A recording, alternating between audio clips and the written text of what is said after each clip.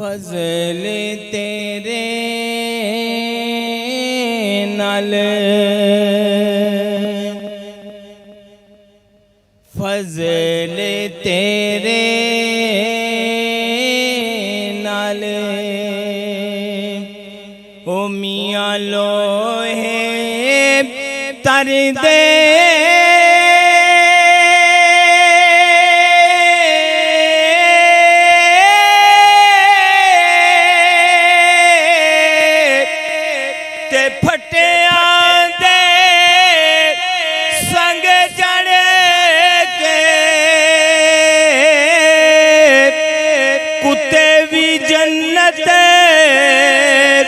جان محمد چنگیاں دے سنگ رل کے کتے بھی جنت جان محمد چنگیاں دے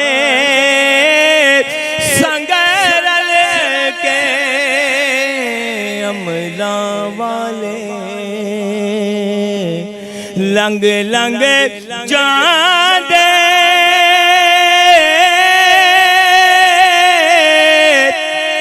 املاں والے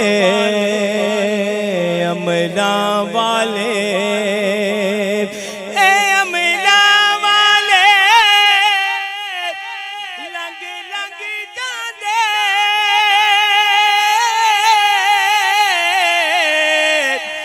غافل گوتے کھاندے ڈوبن نہ دینے محمد بخشا تے کامل پیر جنا دے ڈوبن نہ دینے محمد بخشا کام رجنا دے میں نیواں ادنا چھوٹا میں نیواں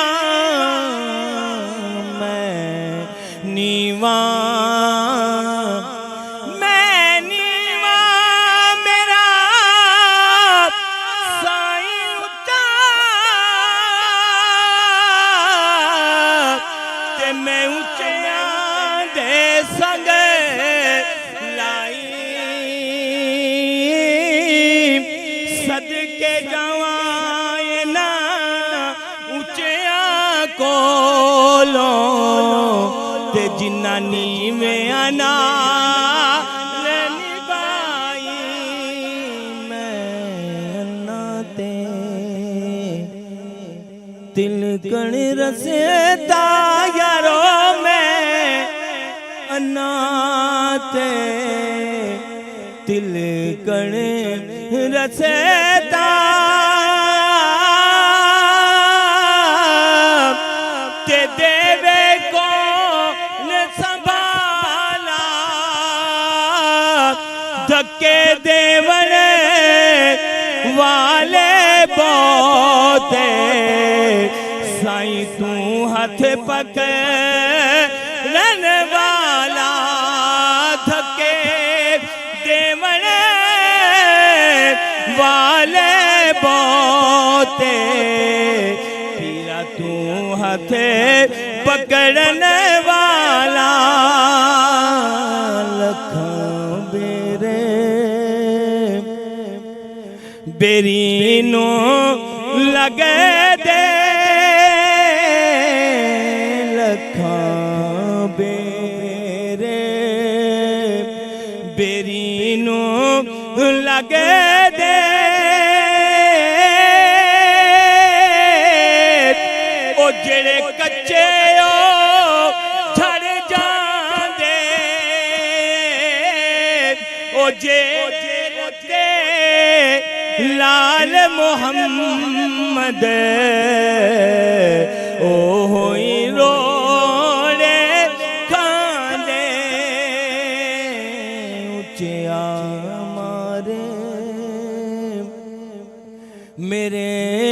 ول جاتی اچھے آمارے اچھے آمارے میرے ول جاتے تے اج نظر کرو سرکاروں کوئی نہ اج خالی جاوے انہاں سچیاں دے درباروں کوئی نہ اج خالی جاوے انہاں سچیاں دے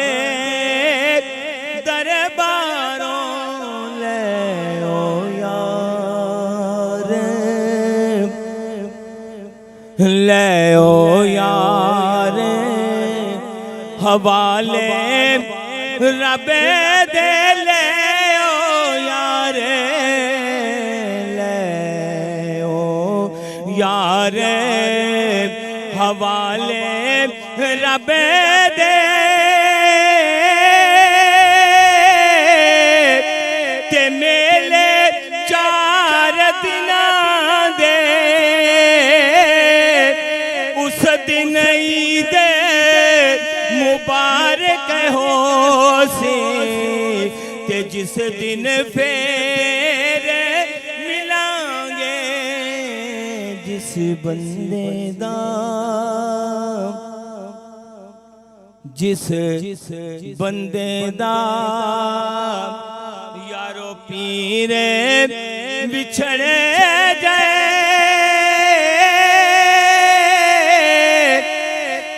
ہو جاندہ اے روگی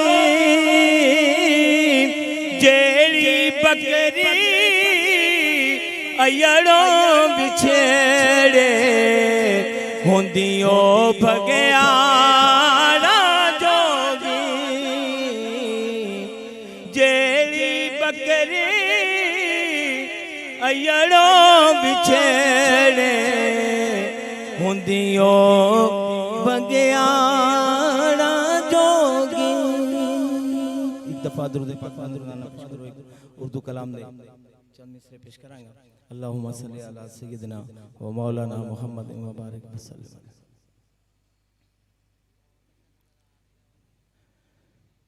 عاشقوں عاشقی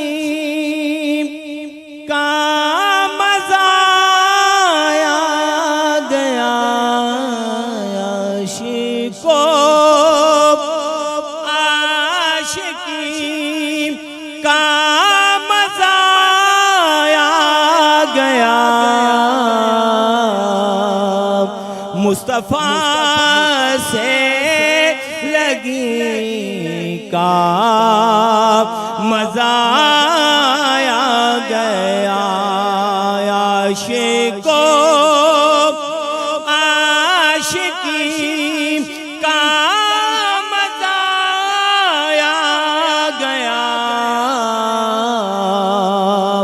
مصطفیٰ سے لگی کا مزہ آیا گیا. بولے جبریل تلووں کو یوں چوم کرے. بولے جبریل تلووں کو یوں چوم کرے. بولے جبریل تلووں کو یوں چوم کرے. آج تو نوکری کا مزہ آیا گیا. مصطفیٰ سے لگی کا مزہ آ گیا.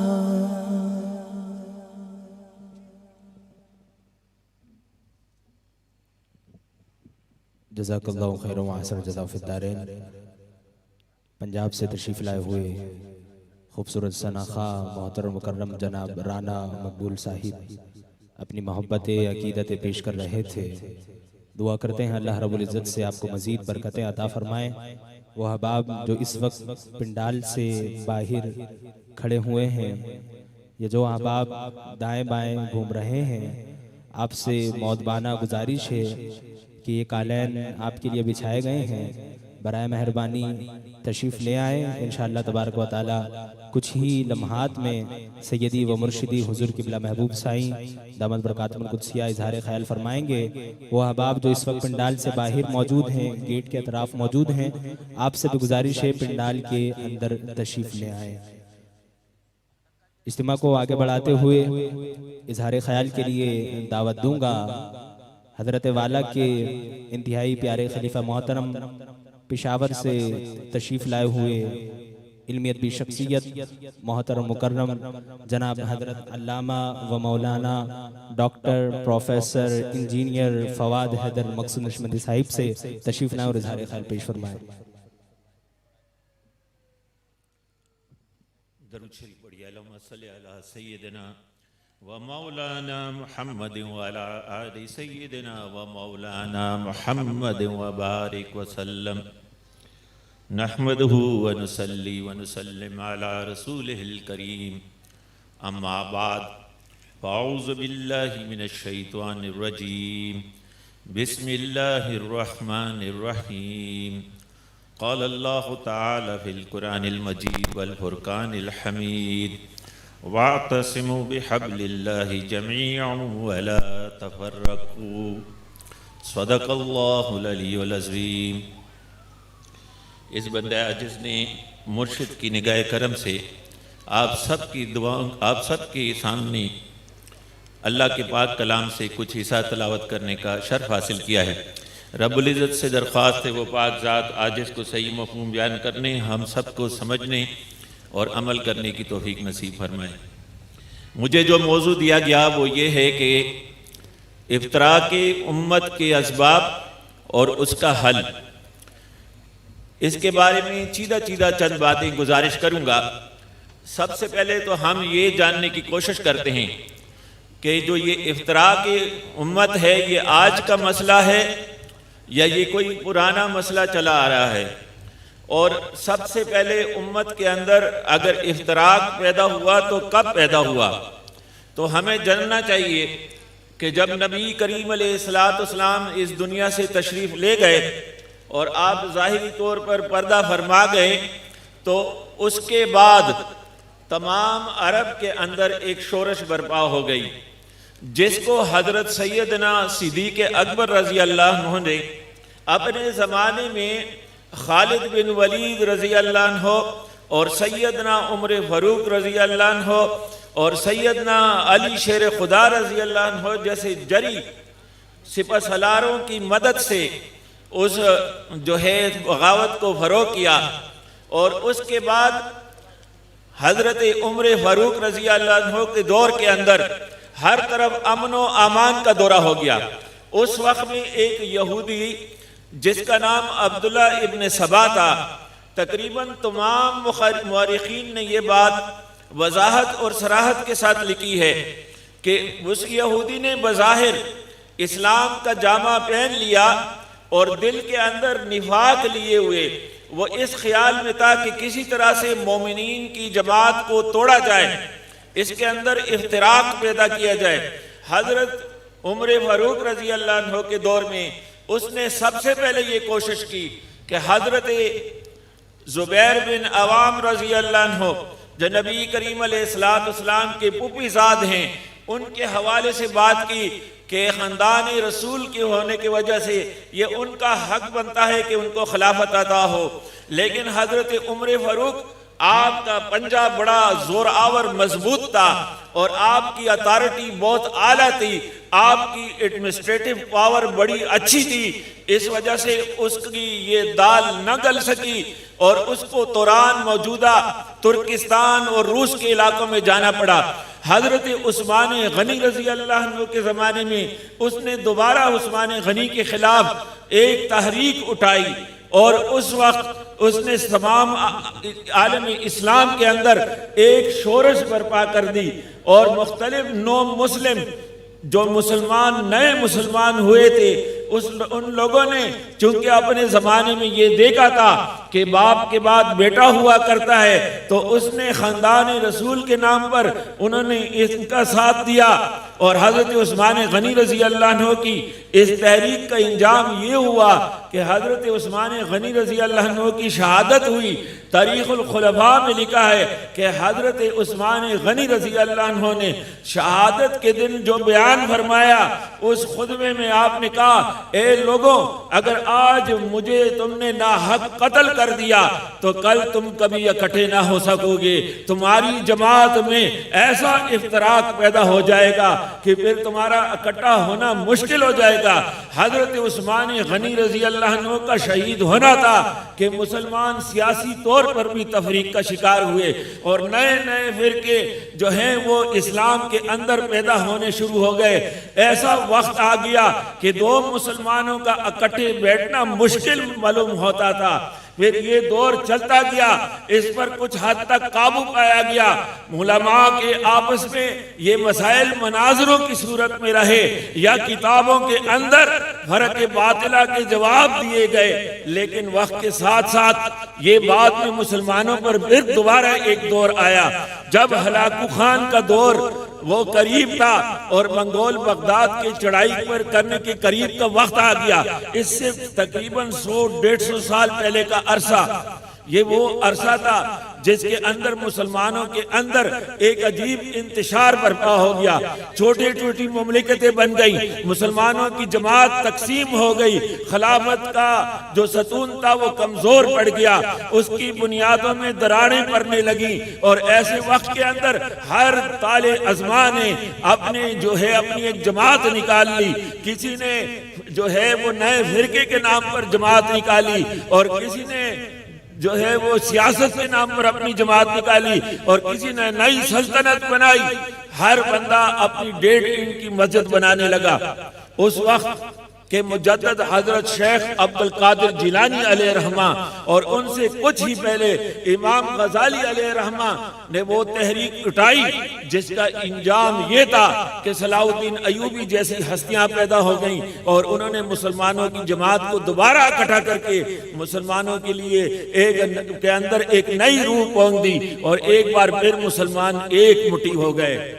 تو اپنی بات کو آگے بڑھانے سے پہلے میں آپ سب کو جو یہاں بیٹھے ہوئے ہیں، جو آنے والے دوست ہیں، جو نیٹ وغیرہ پر جو ہے فقیر کو سن رہے ہیں، اور میں اپنے آپ کو خود بھی یہاں بیٹھے ہوئے دوستوں کو بھی آپ سب کو مبارکباد دیتا ہوں۔ ابھی چند دن پہلے ایک میرے دوست جو میرے کولیگ ہیں، پروفیسر ہیں انجینئرنگ یونیورسٹی میں، انہوں نے مجھ سے سوال کیا، سر آج کے زمانے کا مجدد کون ہے؟ تو میں نے کہا، میں تو اگر آپ سے کہوں کہ آئیں میرے مرشد کو دیکھیں تو وہ اس زمانے کے مجدد ہیں، آپ آئیں ان کو دیکھیں، آپ ان کو سنیں گے، ان کی صحبت میں بیٹھیں گے، ان کی باتوں کو دیکھیں گے، ان کے رنگ کو دیکھیں گے، ان کے اٹھنے بیٹھنے کو دیکھیں گے، تو آپ خود پکار اٹھیں گے کہ یہ زمانے کے مجدد ہیں۔ لیکن میں آپ کو یہ بات کہتا ہوں، میں آپ کو یہ کہنا چاہتا ہوں کہ مجدد وہ ہوتا ہے جو اپنے زمانے کے اندر مومنوں کے مسائل کا صحیح ادراک کر کے، مومنوں کی پریشانیوں کا، اسلامی معاشروں کی خرابیوں کا صحیح ادراک کر کے ان کا علاج بتایا کرتا ہے، اور صرف علاج بتلاتا نہیں، اپنے ساتھیوں مریدوں کے ساتھ مل کر اس کے لیے عملی کاوش کرتا ہے، اور اس کے لیے کسی لومۃ اللائم کی پرواہ نہیں کرتا، اپنی بات کو وضاحت کرتا ہے، جو ملامت کرے اس کی ملامت کی اس کو پرواہ نہیں ہوتی۔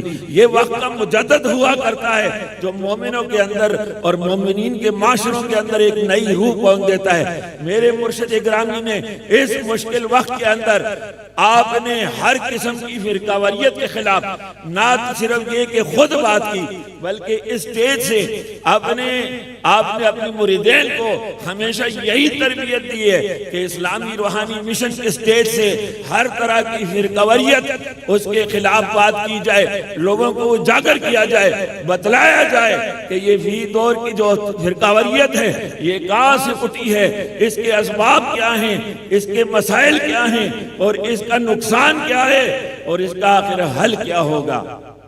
خدا کی قسم اس مشکل دور میں کراچی جیسے شہر کے اندر فرقہ واریت اور قوم پرستی کے خلاف بند کرنا، سیاسی افتراق کے خلاف بند کرنا، پنجاب جیسے صوبے کے اندر جعلی تصوف اور جعلی پیروں کی مخالفت کرنا، ان کے بارے میں لوگوں کو بتانا، صوبہ سرحد کے اندر اہل سنت والجماعت احناف کے نظریے کو تصوف کے رنگ میں پیش کرنا، یہ آپ کا کمال ہے کہ ایک صوبے کے پاکستان کے ایک سرے سے دوسرے سرے تک نہیں بلکہ اس تمام عالم کے گوشے گوشے میں آج جو آپ کا پیغام جا رہا ہے وہ یہی پیغام ہے کہ مومنوں کو ایک مٹھی ہونے کی ضرورت ہے۔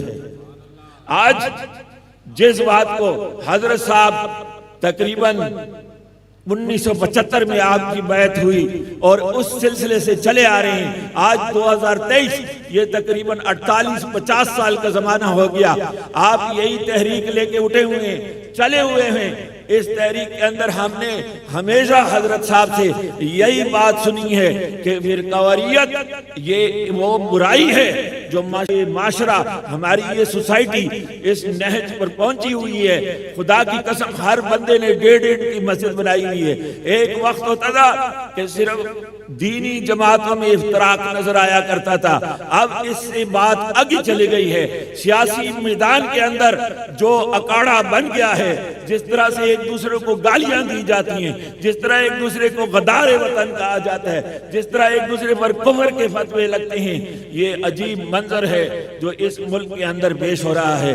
آج اگر ہم نے اس بات کو نہیں سمجھا اور آج ہم نے اس پر کاٹا نہ لگایا کہ ہمیں اس طرح کی فرقواریت کی ضرورت نہیں، جو ایک گھر کے اندر 2 بھائیوں کو آپس میں اکٹھا نہ ہونے دے، جو 2 مسلمان بھائیوں کو ایک مسجد میں اکٹھا نہ ہونے دے، جو 2 مسلمان بھائیوں کو ایک سٹیج پر اکٹھا نہ ہونے دے، بلکہ ہمیں ایک ایسی مضبوط جماعت کی ضرورت ہے کہ جب 2 ارب مسلمان اسرائیل کی طرف منہ کر کے تھوکنا شروع کر دیں تو اتنا سا اسرائیل وہ 2 ارب مسلمان اگر اکٹھے ہو جائیں اور صرف تھوکنا شروع کر دیں تو خدا کی قسم اسرائیل اس کے اندر ڈوب جائے گا، اتنا سا اسرائیل ہے۔ آج امت کو اس چیز نے دبو کر رکھ دیا ہے، اس کی وجہ کیا ہوئی؟ اگر ہم آج اپنے اس برصغیر پاک و ہند کی تاریخ کو دیکھیں تو انگریز کی آمد کے ساتھ ہمارے ملک میں فرقواریت کی ابتدا ہو گئی۔ جب انگریز اس ملک میں تھا اس وقت بھی مسلمانوں کے اندر بے انتہا فرقواریت پھیل گئی، ہر ایک نے اپنی 1.5 اینٹ کی مسجد بنا دی اور ہر ایک دوسرے کو کافر قرار دینے لگا۔ ہر سیاسی میدان میں ایک سیاسی پارٹی والا دوسرے سیاسی پارٹی والے کو غدار وطن کہنے لگا۔ یہ انگریز نے ہمارے ہاں یہ تفریق ڈالی کیونکہ اس کا اصول یہ ہے کہ تقسیم کرو اور حکومت کرو، اور ہم اس کو گلے سے لگاتے چلے گئے، ہم اس کو اپناتے چلے گئے۔ اس میں ہماری کمزوری بھی نظر آتی ہے۔ اگر ہمارے اندر رکھنا نہ ہوتا، اگر ہم نے اپنے اندر اس کو آنے کی جگہ نہ دی ہوتی تو انگریز کی جرت نہیں کہ مومنین کے جماعت کے اندر داخل ہو سکے، لیکن اس کے لیے ہم نے کھلی جگہ چھوڑی۔ جب اس نے ہماری بنیادوں میں دراریں دیتی تو اس نے اس پر تیشہ چلانا شروع کر دیا۔ وہ چاہتا ہے کہ اس تیشہ کے ساتھ اس بنیادوں کو توڑ کے رکھ دے، ایمان کے اس شجر کو گرا کے رکھے۔ خدا کی قسم اس میں کامیاب تو نہیں ہو سکے گا، لیکن کہیں ایسا نہ ہو ہم اپنی ناسمجھی میں یا ہم دانا دشمن یا نادان دوست بنتے ہوئے ہم اس دشمن کا ساتھ دے رہے ہوں اور اس ایمان کے شجر کو کوکلا کرنے میں اور اس کے تیشہ مارنے میں ہم اس کا ہاتھ پکڑ کے اس کی قوت میں اضافہ تو نہیں کر رہے ہیں۔ ہمیں خود کو دیکھنا چاہیے۔ وہی استعماری طاقتیں، وہی صہیونی طاقتیں آج بھی مجھے اور آپ کو ایک سٹیج پر اکٹھا نہیں دیکھنا چاہتی۔ اگر کوئی دیندار ہے تو اس کو دیوبندی، بریلوی، شیعہ، سنی، غیر مقلد، مقلد، حیاتی، مماتی اس میں تقسیم کر رکھا ہے۔ اور اگر کوئی دیندار نہیں، دین سے ویسے شغف نہیں رکھتا، اس طرح سے متعلق نہیں ہے، تو پھر اس کو جو ہے پنجابی، سندھی، بلوچی، پٹھان اس کے اندر جو ہے وہ تقسیم کر کے مار دیا ہے۔ ہمیں اس بات کو سمجھنے کی ضرورت ہے، یہ تفریق ہمارے اندر کون ڈالتا ہے؟ اور یہ پچھلے 10 سال کے اندر جمہوریت کے نام پر ہمارے ملک میں جو ڈرامہ کھیلا جا رہا ہے، جس نام سے اس ملک کے اندر جس طرح سے افتراق پھیلایا جا رہا ہے، اس پر ہمارے اکابرین کو سوچنے کی ضرورت ہے۔ کیا یہ مغربی جمہوریت ہی اس ملک کے مسائل کا حل ہے، یا ہمیں اس پر دوبارہ سوچنے کی ضرورت ہے؟ کیا یہ جمہوریت قرآن پاک کی کوئی آیت ہے جس کو بدلا نہیں جا سکتا، جس فکر کو بدلا نہیں جا سکتا؟ یا تمام دنیا کے اندر کیا مغربی تمام ممالک میں ایک ہی طرح کی جمہوریت نافذ ہے؟ کیا امریکہ کے اندر بھی یہی جمہوریت ہے جو اب برطانیہ کے اندر ہے؟ کیا فرانس کے اندر اور روس کے اندر بھی وہی جمہوریت ہے جو امریکہ کے اندر ہے؟ جب وہ خود جمہوریت کی، ڈیموکریسی کی ایک تاریخ پر متفق نہیں ہے، تو ہم نے اس کو کیوں خدا بنا لیا ہے؟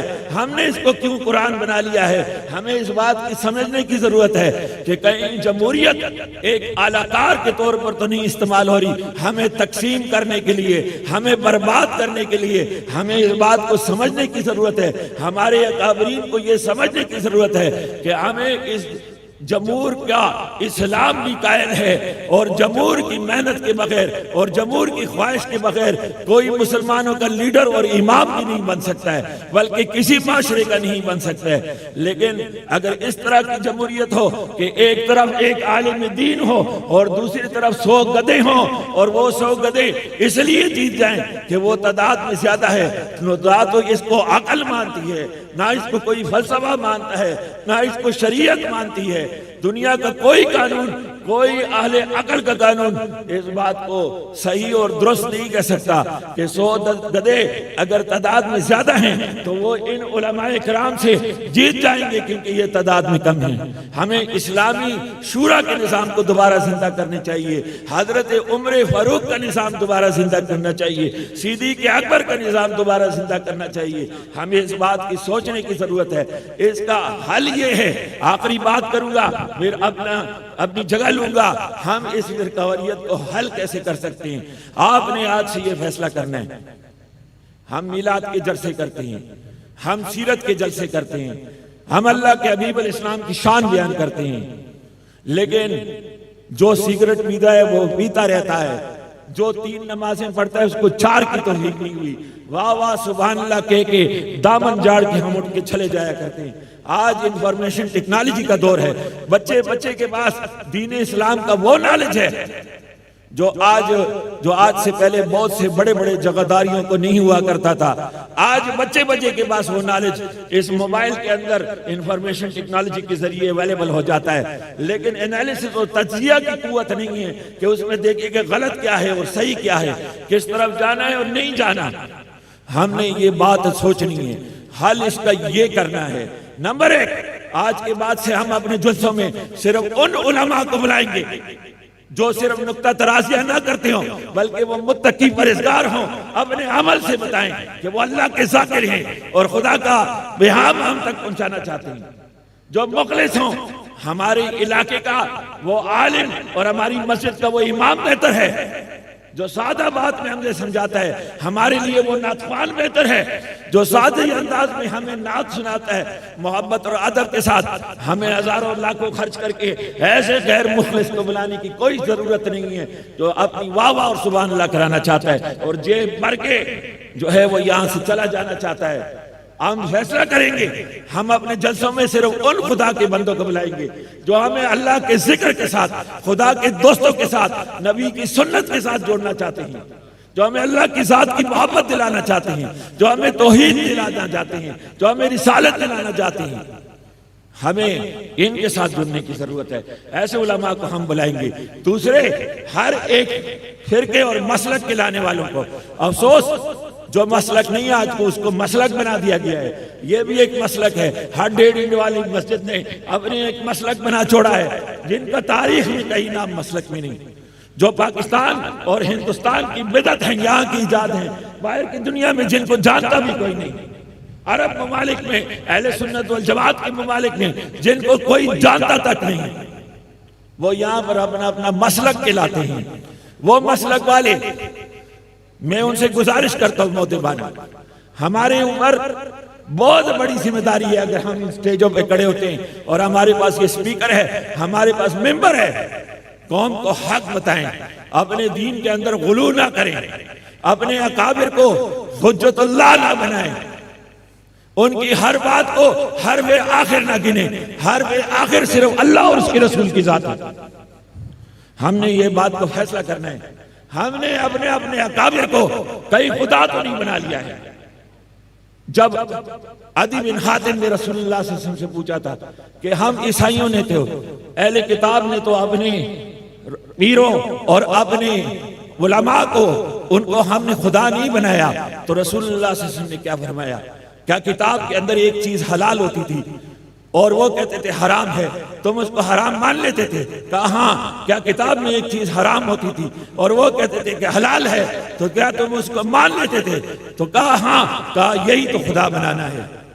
آج کتاب کہتی ہے تفرقہ حرام ہے، اور یہ ہم اس تفرقے میں پڑے ہوئے ہیں. میرے استاد نے یہ کہہ دیا ہے، بس اس سے اگلی بات میں نے سننی نہیں.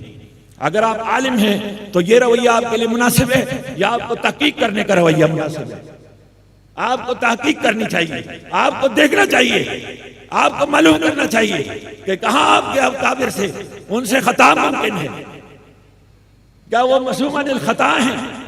ایسا نہیں. ہم نے اس بات کو سمجھنا ہے، اس کو ہم نے رکھنا ہے. اور سب سے آخری اور بنیادی بات، اجازت کے ساتھ میں 1 منٹ اور لوں گا. ہمیں یہ تانا دیا جاتا ہے، یہ تانا دیا جاتا ہے جب ہم فرقواریت کی بات کرتے ہیں، مولانا صاحب فرقواریت کی بات کرتے ہیں، تو تانا دیا گیا کہ یہ صلح کلی ہیں، یہ صلح کل کے قائل ہیں.